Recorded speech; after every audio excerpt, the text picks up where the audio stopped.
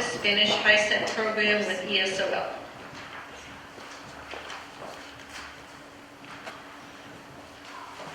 Good evening. I'm Mira Giordano. I'm the principal of the Adult Learning Center. I come before you again tonight requesting funding for our Spanish HiSET program at night. The HiSET is the accepted test in Massachusetts for high school equivalency.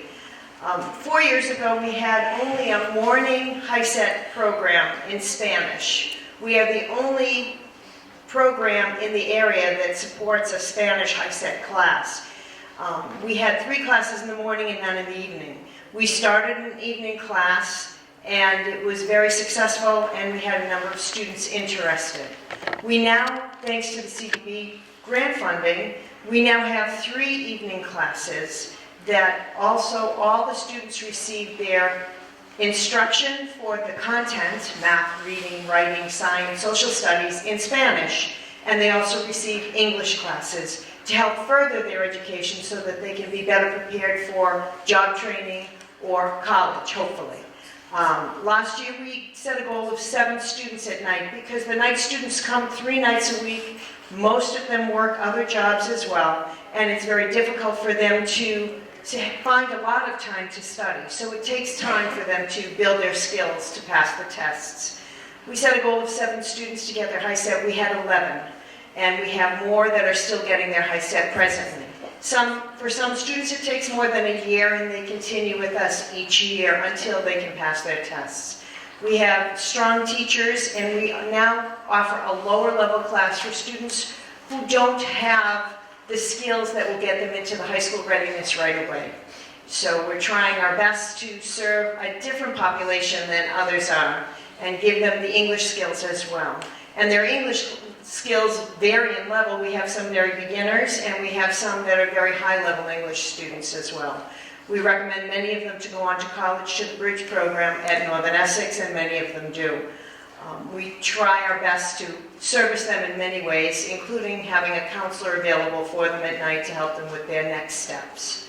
So we hope to continue to have these classes, and it's a great place to be in a funky kind of building. So, how many students can you service per class? Right now, I can fit maybe 15 per class, and I'm servicing 3 full classes, and then they're pulled for English. So we're servicing approximately 45. And part of our issue, to be perfectly honest, is that a lot of people don't know that they can take the test in Spanish, and a lot of people don't know that we offer classes in Spanish. So the more I can advertise for us, and the more we try to get around to other places, the more important it is for people to get the word out to let them know that we are available. We also have a shortened afternoon class as well for students that may only have 1 or 2 tests left, and they can come in for tutoring. We have a woman who came over who wanted English classes, and her English was too high for our levels, so she comes in 3 days a week to tutor students in math because that's what she did in her country. So it works to make everybody work together, and it's a great opportunity. How long does each program run? It's a school year we run on, but when they're done, when they're complete, they don't have to stay longer, obviously, because they've gotten what they need. If they need additional tutoring to prepare for college tests, we're there. If they want to come back just for English, we're there, because many of our students don't have the English skills to continue, so once they get their high school equivalency, they come back for English. Do you have a wait list? No, we always have a wait list, but our high school equivalency wait list isn't nearly what our ESOL wait list is. What's the wait? Actually, right now, we're taking students pretty quick. At night, unfortunately, our wait list is longer. So those that want night, we probably have another 2 or 3 classes worth of people waiting for at night. But our morning classes, we continually bring people in.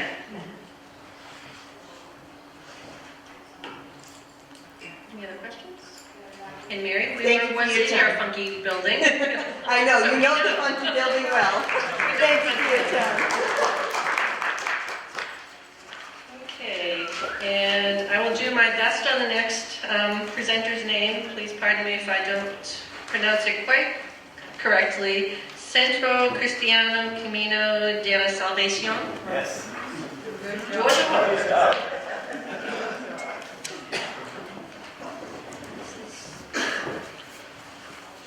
You pronounce it the way it's supposed to be pronounced. Oh, thank you. Yes. Good evening, everyone. Centro Cristiano Camino de la Salvación has been operating in the city of Lawrence since 2008. We have been serving residents from our community from all ages and backgrounds, offering a holistic gospel that includes spiritual guidance as well as all the support as needed, as much as our resources permits. We have served over 1,000 families from our community members and non-members of our church. We have a heart for compassion for the need, and in order to expand the work we have been doing for our community, in 2013, we developed Doors of Hope, a food pantry program with the vision of helping reduce the hunger in our community. When our food pantry started, it began serving around 280 families, and at this time we are serving more than 600 families a month. Due to the hard work and commitment of our volunteers and staff, our continuous progress demonstrates our capacity for success. 1 of 8 residents will struggle with hunger. According to recent statistics, 28% of people in Lawrence live below poverty line. 38% of families with children under 18 live in households below poverty line. This is probably a combination of economics and expensive of housing. There is no ceiling for rent at this time. We believe that with the funding that you will provide, we can serve more families in the city of Lawrence. We currently paying for the trucks that we rent every other week, 2 trucks to bring about 60,000 pounds of food, produce, milk, canned foods. That we open our doors at 8 o'clock, but there is a long line before that. And in the cold weather, we open the doors of our church. I believe there are some pictures that there will be. Okay, good, thank you. Yeah, there are some. We open the doors so they don't suffer from the cold weather, and then they go in line and they sit in line according to how they came in line outside. That's in the winter. In the summer, we also open the doors and we put the AC, and basically the church have been running with all these expenses that have been created, and but we know that we will be able to help the family even greater with the help. Any questions? About how many families did you say you served?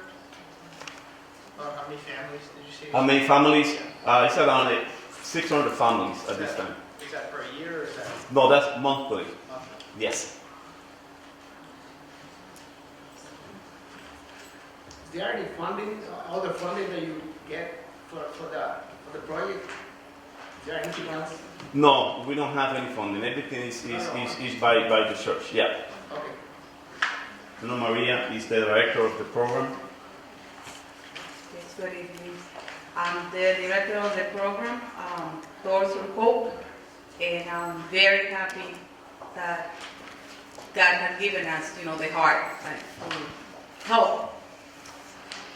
And, this is the way that we feel we could help our community. The produce that you're getting, you able to get donations from local farmers who might be interested in helping out? The fruits, the vegetables? Well, yes, we have the Greater Boston Food Bank. Food bank, yeah. Yeah. Yes, that is the one, helping us. Yes, we get all the resources from them. 100% is from the food bank of Boston.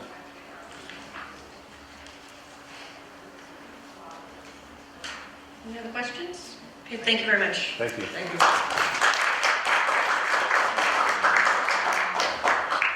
Okay, our next presenter and the last presenter before we take a 10 to 15 minute break is Northern Essex Community College, English for Skill Developers.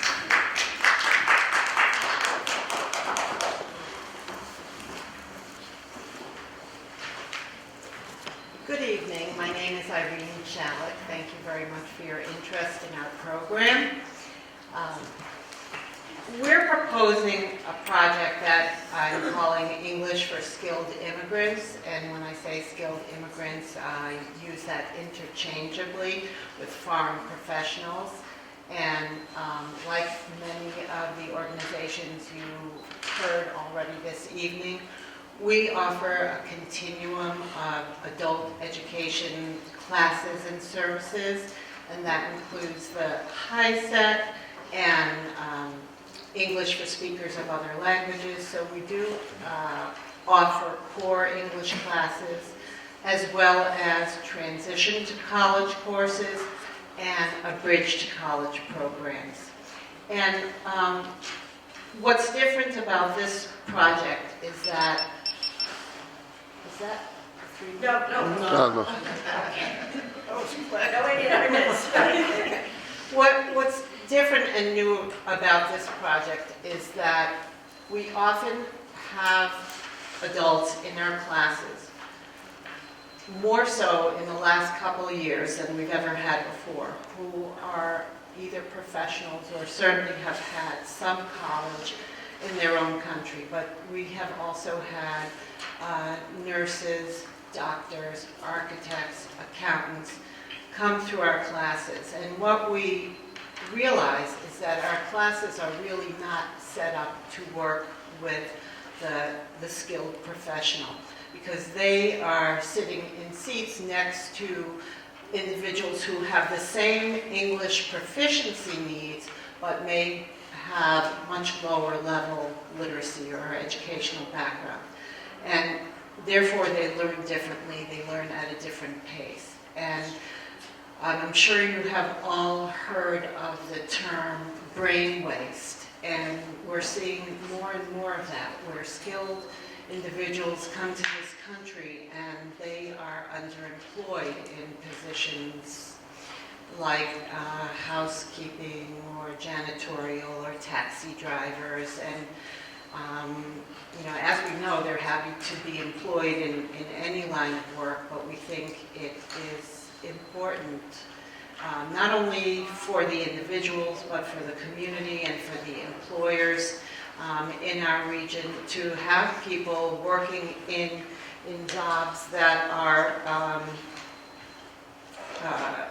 consistent with their qualifications.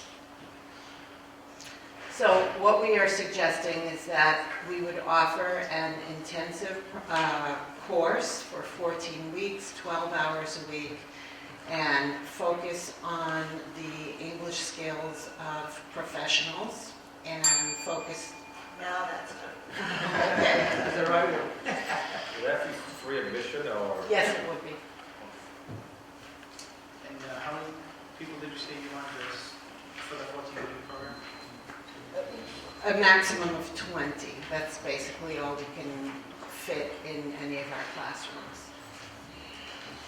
And for those who are, is it just English language programming, or is it also GED programming and things like that? Or? No, it would be, the emphasis would be on English language. And what we do in all of our courses is incorporate workplace skills and communication skills, so that in many of our other classes as well, we will assist people with resume development. One thing we began doing last year at the college is certification, credentialing rather. So we could assist people who need to get their credentials from their country and put them on the pathway to getting that, because we have that service now. So the emphasis would be on English, because again, for example, someone in the medical field may be trained as a physician, but if they can come here and train either as a CNA or eventually a nurse, they may or may not ever get to practice medicine as they did in their own country, but at least they could be in their fields. And has this program been functioning at all? prior to this, or? No, it is not. Thank you. So what would happen if you don't get this funding? We wouldn't offer this project, but, you know, we have, as I mentioned earlier, a continuum of classes and services. And with our colleagues in the community, we try not to overlap in what we offer. And since we're part of the community college, we try to work with those adults who are more at an intermediate level and who either have the intention of going to college. And so we would look for funding either privately or publicly, as many of us have through the Department of Elementary and Secondary Education. And when we have the opportunity to try something new, and I think most of, you know, the colleagues have had the same experience, where there are folks who are coming in more so than they have before, who are well educated, but not able to work in their field. Thank you. Okay, our next presenter is going to be Central de Follo. All right, here's another one that's challenging. Puente para la Juventud.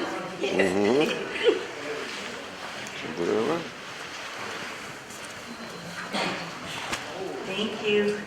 Hi, good evening, everyone. My name is Wilmary Mello. I am Executive Director for Monoschedule and Helping Hands, and I'm here on behalf of CAP. I also help with the youth program, and we're here to talk a little bit about the programs that we offer and that we hope to continue to offer to our youth throughout the academic year as well as throughout the summer. And this is Patricia. She's going to be showing you a presentation. You can take a look at that while I tell you a little bit more about what we do, and some pictures of our sports program that we held throughout the summer. This is going to be our fourth year working with the Lawrence youth. We started out with about 20 youth.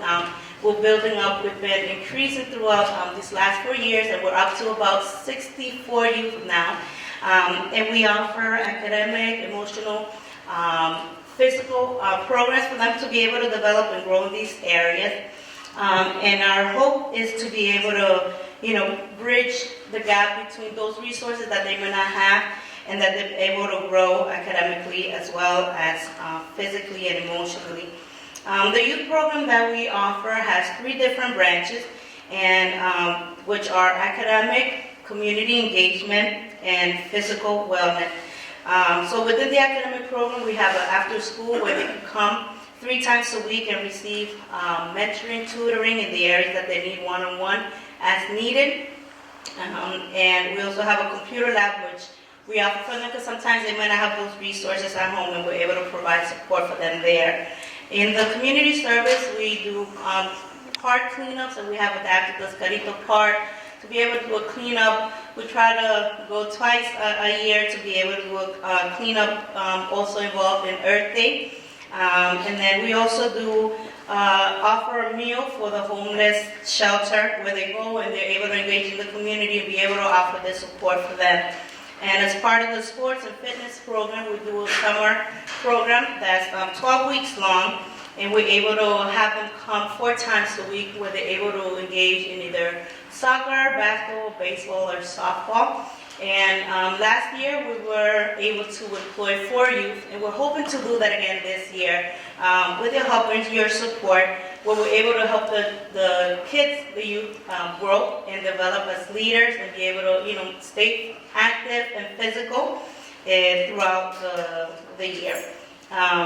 So again, those are some pictures that we have of the program that we ran last year for the sports. And with me today, we have one of the students that's been able to partake in the academic program, as well as the sports program. And she's been able to do it for the last 2 years now. And she's a senior in high school, coming up now. So we're very proud of her and what she's been able to accomplish. She's going to tell you a little bit about herself, and she's Patricia Frias. Hi, it's an honor to be here. I'm Patricia Frias, and I have been able to participate in the academic program and also as a summer coach for the past 2 years. It really is an amazing opportunity. Both programs are. As a coach, I've been able to coach in volleyball and also in soccer. It's great because I get to get active during the summer. I also get I also get paid, and this helps in so many ways to pay for tests and other things. Thank you very much. Sorry about that. It goes fast. Yeah, it does go very fast. Any questions? What's the age range for kids that you service? We go from 12 to 24.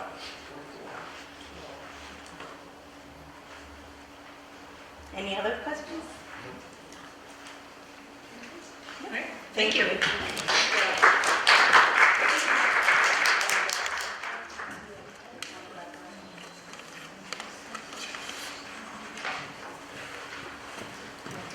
Our next presenter will be the Greater Lawrence Community Voting Program for Youth Recreation and Education Project at Greater Lawrence Community Voting.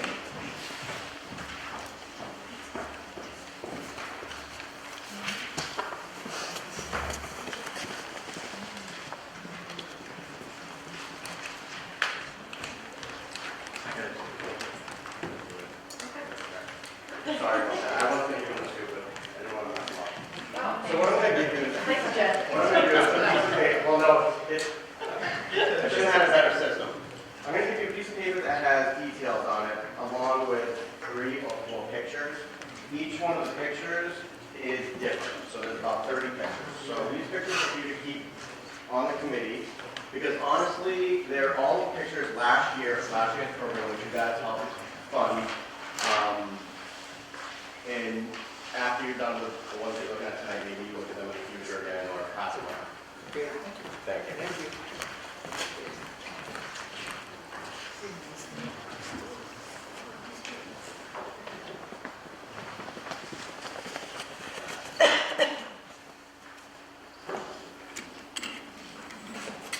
How you doing? My name is Jed Kaler. I'm the Executive Director of the Greater Lawrence Community Voting Program. I'd like to thank you for allowing me to come down and present what we would like to do.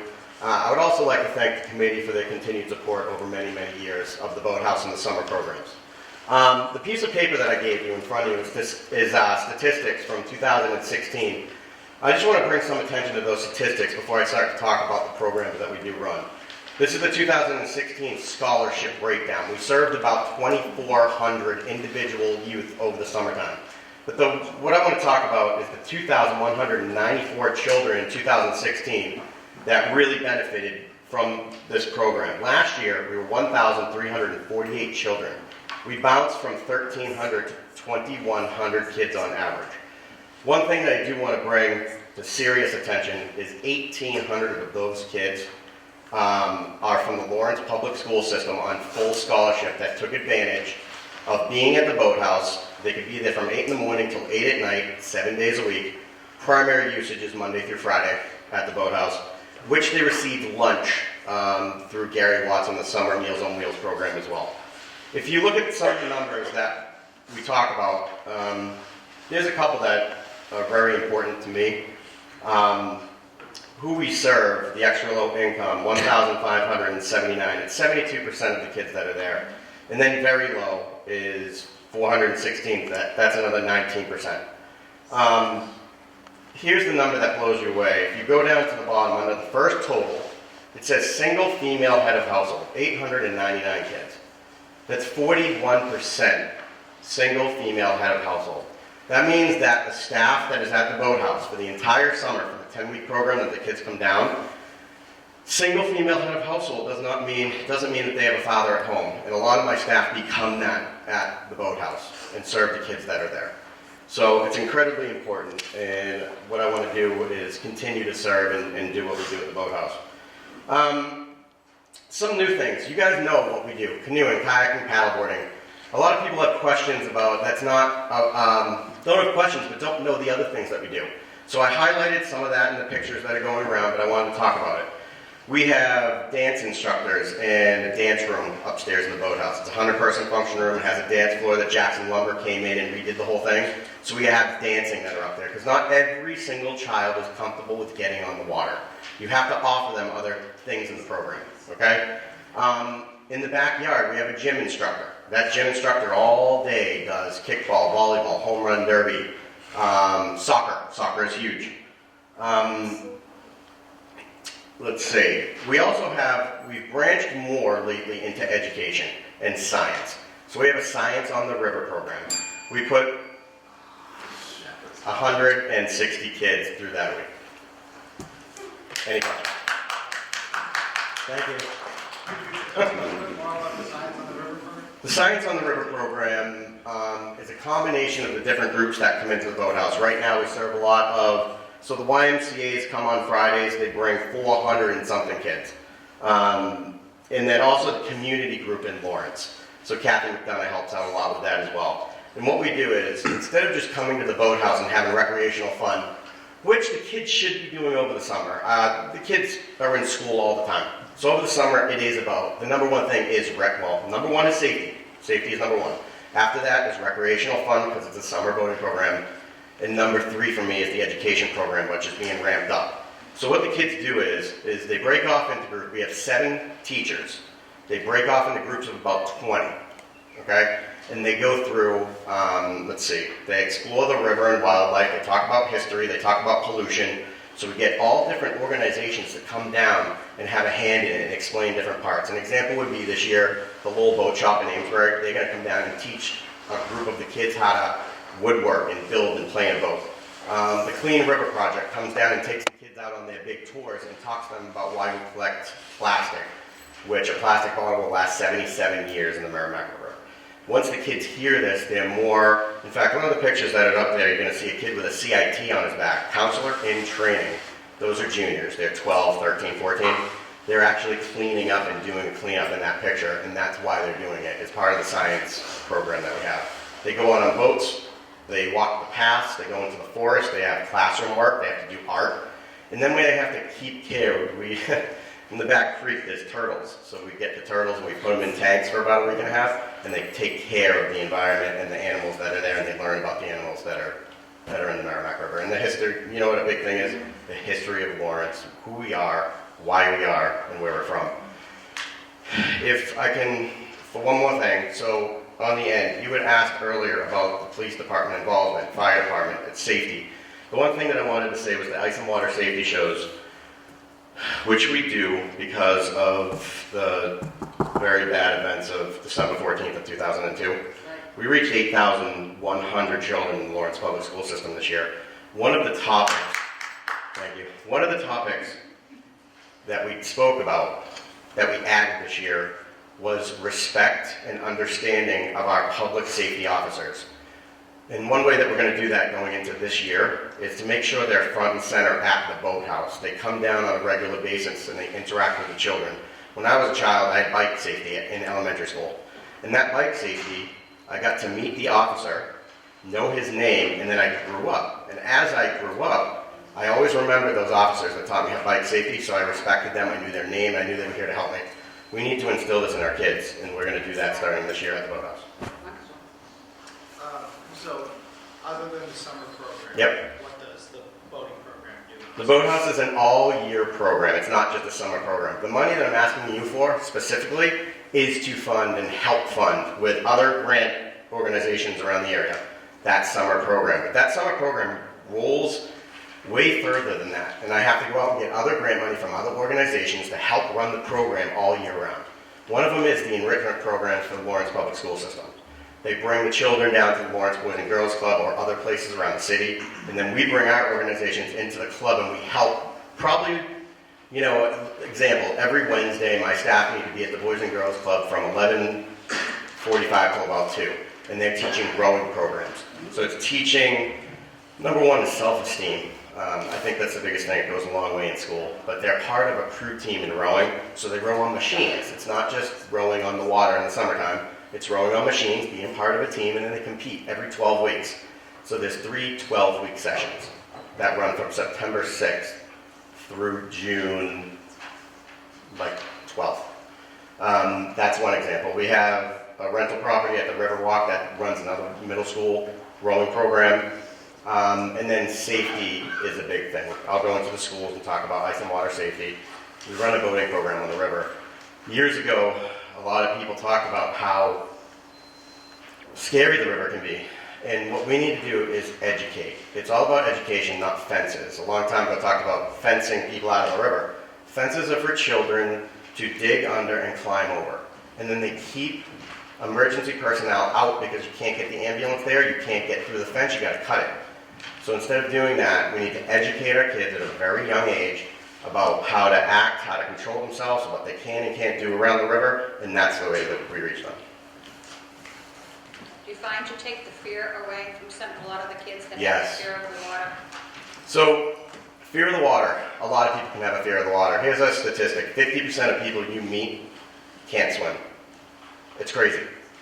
So, let's say that the Lawrence Recreation Department brings 200 kids on every Monday and every Wednesday, which is true. I have to pretend that 50%, 100 children cannot swim. Of those 100 children that can't swim, half of them will gladly go out on a boat with a staff. They don't have a fear. So that still leaves me with 50 children that have a huge fear that don't want to go near the water. That's why I mentioned the other things that we offer. But here's the thing, and I talk to the teachers that come with schools and groups. You never force a child, even on the docking system.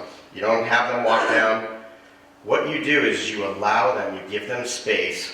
We have a porch on the back deck, and we have checkers and chess and board games that we let the kids play.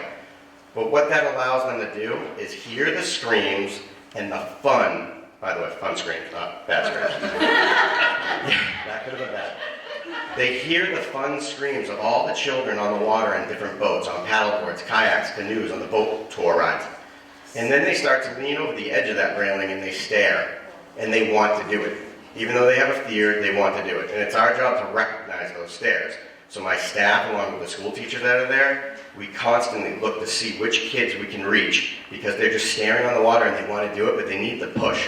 So we will do it in a way that basically individually I can tell you of so many kids that I've gone up to individually and said, how about we just try a life jacket on?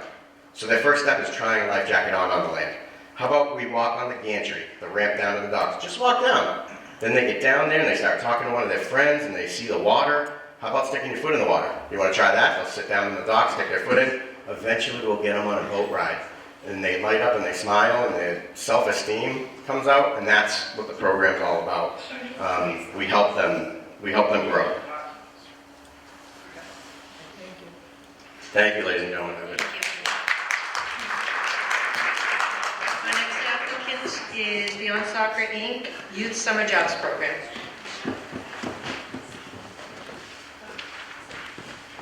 What Jed said, he said soccer's getting really popular. I don't even know if I need to present anything, right? No, but I did copy Jed. I also have some pictures that if I could hand to you guys too, that'd be great. Oh, I should have my soccer flats on too. No particular order, they're just some pictures from last year. Soccer camp, and maybe I'll start some photos on this end as well.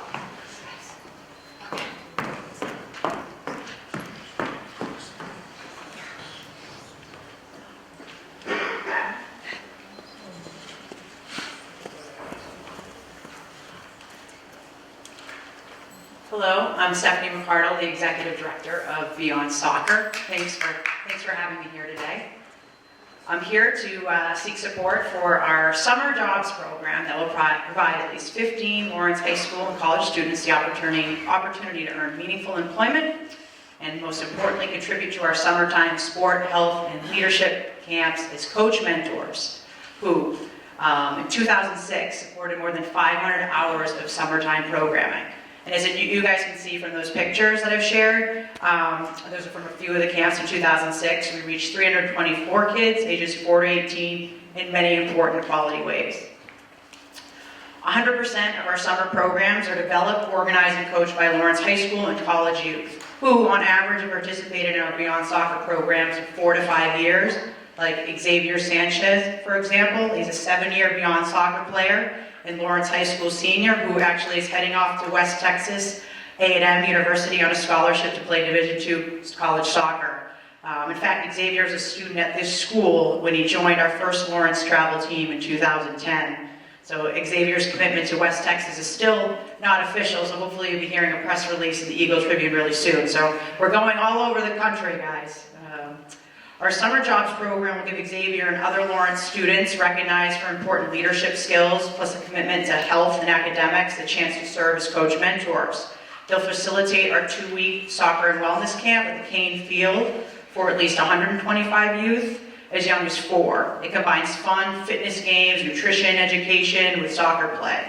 They'll also coordinate our 2-week Lawrence Sports Leadership Academy, a partnership effort with Lawrence High School. So basically, we take over Lawrence High School campus. We offer 5 different sports. You guys can see this, one of the save the dates in your packet. We offer speed and agility, team building, nutrition education. We have a motivational speaker series. And this summer, we hope to reach 200 middle and high school youth. It's a top quality camp. It allows kids to really commit to sport, fitness, and health. It only costs $15 a week. We give scholarships. A similar camp would cost about $450 a week outside of the city. Further, last year, we surveyed the campers and 74% said they would be doing nothing. Look, Jed talks and a couple other groups about sports opportunities over the summer. I don't think we're in competition. There are so many kids. We need more quality sports camps for these kids over the summer. Our coach mentors will also facilitate another 15 or so opportunities for kids, tennis clinics, cooking courses, fitness sessions, and we also partner with Cisse Puede, who was here earlier in the night. Basically, investing in us is a win-win. You support our summer jobs program that gives Lawrence youth much-needed employment, opportunities to develop their skills, be responsible, sets them up for future career and college success, but most importantly, they get to step into leadership roles and be mentors and oh geez, it goes quiet. And hire kids and inspire kids in their community. Hopefully you got some questions so I can fill you in a few more things. So how long have you guys been operating in Lawrence? Oh geez, well, 2006 we formed our first girls travel soccer team. We started with girls, 12 girls, and we were part of a youth development organization at that time, and then officially incorporated in 2011. It was just getting so popular, and we actually served 2,000 kids year-round, including about 35 hours in the schools, partnered with 8 different Lawrence public schools during the school year. And how much does it cost for a student to participate in? Well, there's different levels of participation, but our summer camps, we ask for, say, average $15. We never turn a family away based on need, but we find that buy-in is really important, because also a parent pays $15, they say, hey, look, we're going to camp today. So we do find that is an important part of the process, and we've learned by offering free programs and learning we get better participation when we don't offer completely free. These kids also, our summer mentors, they also get training in sports-based youth development, so they're really comfortable in their roles as coaches, and they also get access to financial literacy workshops. We have a couple of corporate partners we're bringing in, so that's really important. We do leadership retreats with those kids. Last year we went whitewater rafting and an overnight leadership retreat, so that was pretty cool. So, Thank you. okay. Any other questions? Just a quick question. Is it Sure. all Lawrence kids or you guys? Yes. Yeah. All Lawrence kids. Yeah. Thank you. Thank you. Okay, next is the Notre Dame Education Center Lawrence, English for speakers of other languages. Good evening, and let me start with just thanking you for your service to our community, for the good that's done through CDBG and all of these programs. I was studying the list, and I see that 11 out of 33, 1/3, are asking you to support English classes here in Lawrence. We are 20 years old this year at NDEC, although the Sisters of Notre Dame have been working with immigrants here in the city since the city was 6 years old. At NDEC, we're open Monday through Thursday, 8:30 in the morning to 9 at night. Fridays, 8:30 in the morning to 4:30 p.m. and Saturdays, 9 to noon. We're a busy place, and we serve about 255 people a week. In 1910, I learned that 48% of Lawrence residents were foreign born. And recently, I heard we're way down to 37% foreign born. So Lawrence is going down in that category. But there's always going to be a need for English classes because we are a gateway city, which has contributed so much to Massachusetts, to New England, to the country. So it's really important that we continue to support these classes and help people to move forward. I want to give you a little bit of accountability for your contribution to us last year. You have sponsored a class in the evenings that allows us to have a sequence of classes so that people can graduate from one to another level. Last year, in fiscal year 16, 85% of those we served were extremely low income, 10% were low income, and 5% were moderate income. You allowed us to serve 20 people, and of those 20 people, for our graduates, all but one went to the next ESOL level, which was a great accomplishment. The state of Massachusetts is one of the major funders for ESOL for us, and they have already advised us that we probably will not be level funded next year. There's great turmoil in the ESOL community as we look to see what the federal government is going to support for classes, how much of the budget will be there, and also how much the state budget is allowed to be there. So this becomes an even more critical time for English class support by the Community Development Block Grant. We also added some new pieces this year. So last year we did have English classes and also Rosetta Stone. You saw that the proposal gives them some computer skills and also keyboarding and mouse skills, as well as self-paced part of the program. This year we had a request from our students to have conversation groups as well. Although there's a lot of conversation in the classes, it might be around a specific topic.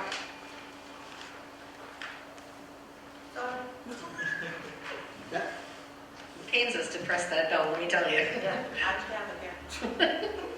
Can't cut off the sister. Do you have a waiting list to get into your classes?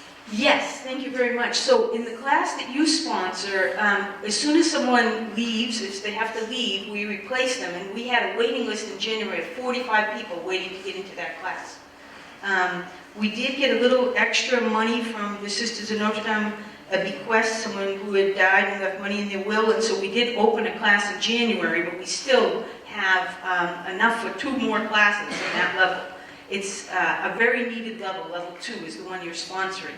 And we are adding conversation classes this year. Merrimack College students are coming to tutor and have spontaneous conversation with students as well. How many students do you have in the higher level classes of English? Okay, in our highest level, we have 1 class in the morning, which we have 15 to 18 students in. In the evening, we have no funding for the highest level, which is a level 3 class, but we do have a distance learning program that's sponsored by the state where they do Rosetta Stone and computer literacy skills. So in the evening, we don't have that funded. So we have a basic class, a level 1 class, you're funding the level 2 class, and then we have the distance learning on Tuesdays and Thursdays. Thank you. Thank you. Okay, thanks so much. Thank you. The next presenter is Olive in July, Inc. for ESOL classes and citizenship classes.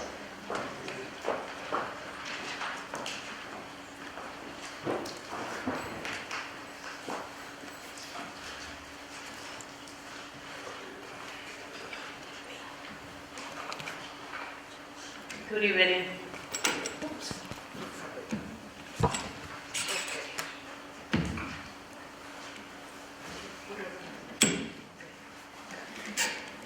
Good evening. My name is Eulalia Feliz. I'm the CEO of Olive in July. And it's our first time being here. Also, our organization name before was Christmas in July. We really been incorporated since 2011, and since last year we started the class for citizen class and also the English as a second language, how we call it ESOL classes. So we are really proud of this program. We're proud of this community because we love so much this community. Been given to us too much, and that's why we are offering to our community something that they can develop it and keep on and on life. And also, we have another program that we added as an organization The program is a vital site. We call it volunteer in contact assistant. This is free for the community. We are in the second years doing that. We have already, since we went to Washington to learn how to teach citizen classes, we had 3 already citizenship students. We rushed them up because we want them also to have a start to vote in this election past. And also the program that we have, we do the program Monday and Wednesday. It's a night time. And also Virus it is Saturday and Friday. We are open from 11 to 4. We already have a waiting list on the ESOL classes, about 40 students waiting to start the program again. We're waiting for the fundings to start. And we also have, we have helped last year hundreds families with the in contacts, also with those that are our focuses in disabled family. This is our focus. We don't want to only help the disabled and young kids. We also want the family be involved in our organization, that we can help them to. Okay. You have any questions? I'm sorry, it's my first time. Everything is new for me. Do you have any questions? So how long has your program been operating for? So in 2015, we started doing the classes for ESOL classes. And before? Yeah. I'm sorry. He helped me. Before we was operating for 2013. And on average, how many people do you service annually?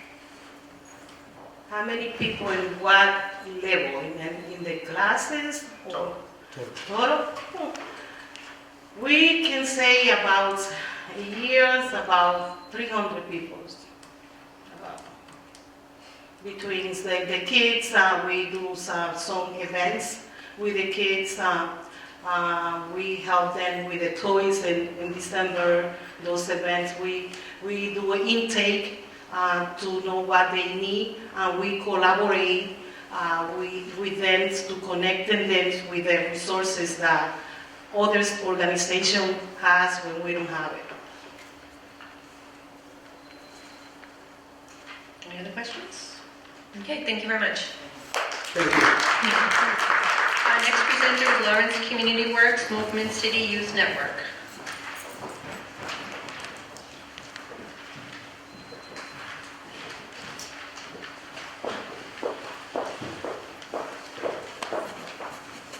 Good evening. I am Jessica Filion, the director of Movement City. I'm going to turn it over to Elena Melendez.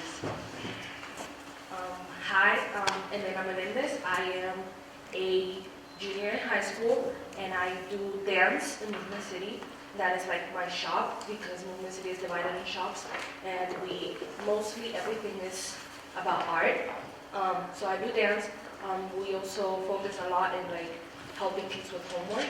Like I right now have an internship in Movement City with the stations, which are the little kids, and I help them with tutoring, and I also do activities for like learning activities. That has helped me a lot, like to find a way to like, how do I say this? Like control everything in my life. Like it has helped me.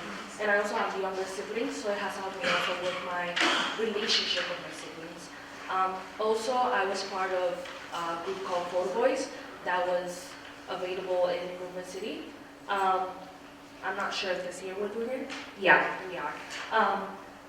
And I got the opportunity to do a gallery, an art gallery opening called Birds in the Rain, and we actually made a discussion about the community in that art gallery, and we also were able to take it down to Boston for a youth art of social change. And we had a fun time there. We got to discuss with people from all over Massachusetts about Lawrence and what Lawrence is to us. Also, this Thursday, I'm going to be performing a dance at a youth job rally, and we're going to be there supporting them also. And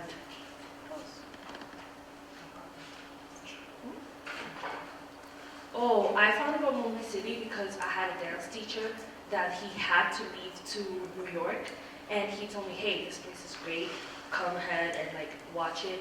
And my mom actually thought this is a great idea because I will not be lazy at home. I'll be doing something that is something that I like. Also, we met the staff in one day, and they were all so amazing. And they were all there for me. They still are every day. Whenever I needed help, I tried to get into a summer program last summer, and I had to do 3 essays and recommendation letters, and it was a long process. They actually helped me with it, and I actually got in. I spent the whole summer in Phillips Academy, and it was one of the greatest moments in my life. So they helped me with everything that I need in a daily basis. Also, I didn't want to take it. I was like, oh,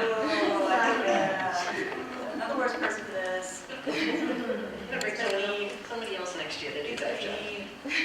Are there any questions? How many kids are involved in that? About 150 a year. Is this just after-school programming? Yeah, so we run after-school programming from 3 to 7:30, and we also have a summer camp for middle school. Ages? 10 to 18. This funding specifically is for our 10 to 13-year-old group. Any other questions? Okay, thank you very much. Our next presenter is Lawrence Community Works ESOL classes.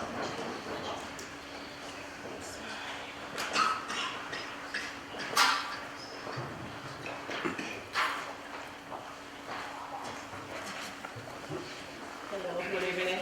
My name is Reina Burgos, and I'm the Adult Basic Education Program Coordinator at Lawrence Community Works. Thank you for coming us here. So we've been offering ESL classes for many years, since 2004, 2005. So as a result of that, we have one of the participants here who is actually a student with us. So Annie is a perfect example of how people come to this country and take the time to invest their time in learning for a better future. So I would like to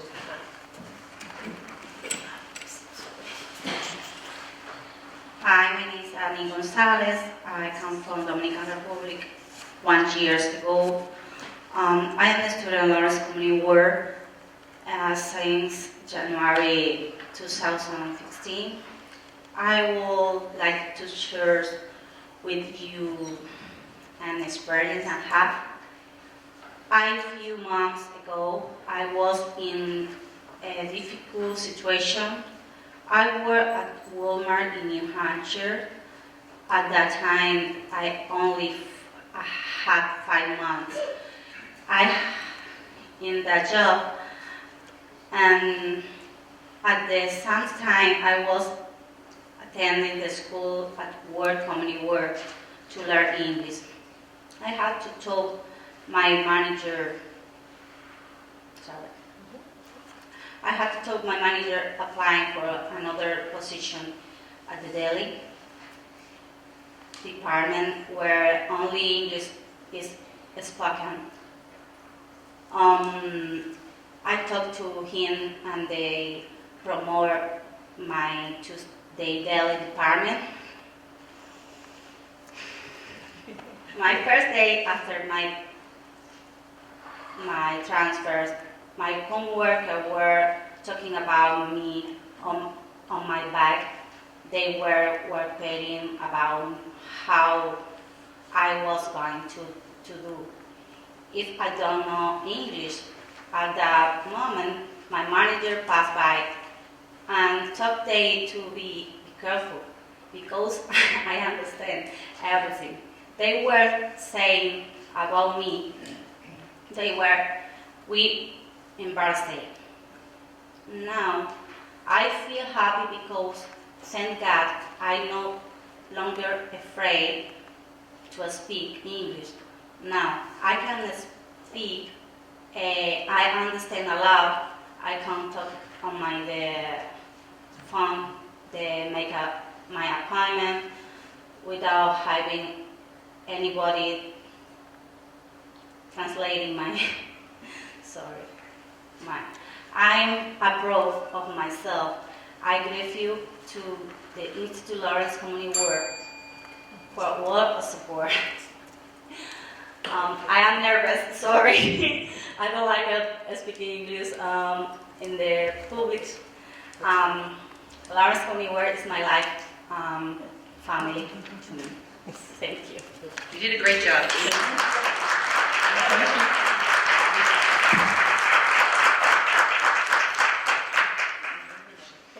So I might understand that a year ago you didn't speak English at all. You've done all this in just 12 months. Great.